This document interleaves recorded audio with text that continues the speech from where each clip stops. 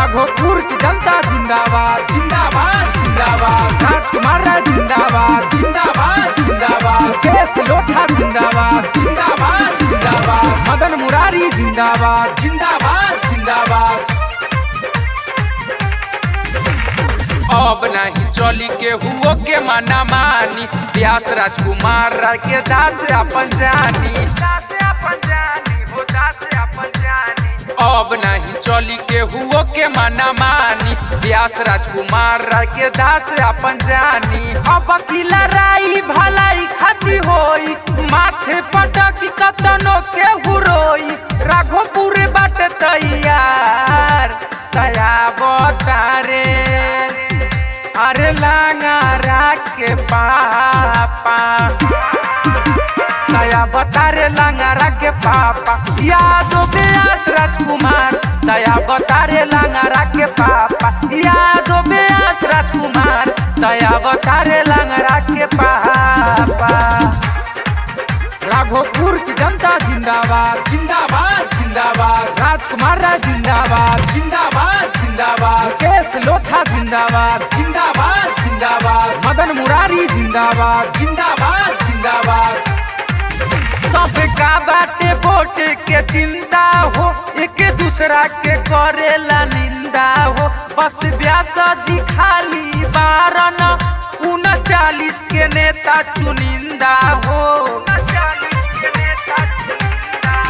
सबका बाटे वोट के चिंता हो, एक दूसरा के करेला निंदा हो। बस व्यास जी खाली 39 के नेता चुनिंदा हो। कवनो नेता से कथी के बडर हो, वोट के चोट से मची भगदड़ हो। कहता रे जनता सरकार दया बतारे, अरे लांगारा के पापा दया बतारे लांगारा के पापा। यादव व्यास राजकुमार दया बतारे लांगारा के पापा। यादव व्यास राजकुमार दया बतारे लांगारा के पापा।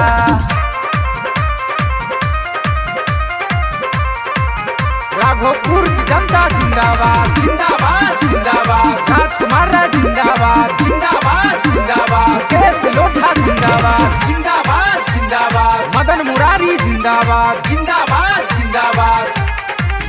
ढेर खारा हो गईल वोट काटवा हो, कुर्ता बंडी पे नहीं आई वोटवा हो। भैया राजकुमार जी के सुनाना, निमन नेता अब की तू चुनाना। ढेर खारा हो गईल वोट काटवा हो, कुर्ता बंडी पे नहीं आई वोटवा हो। भैया राजकुमार जी के सुनाना, निमन नेता अब की तू चुनाना।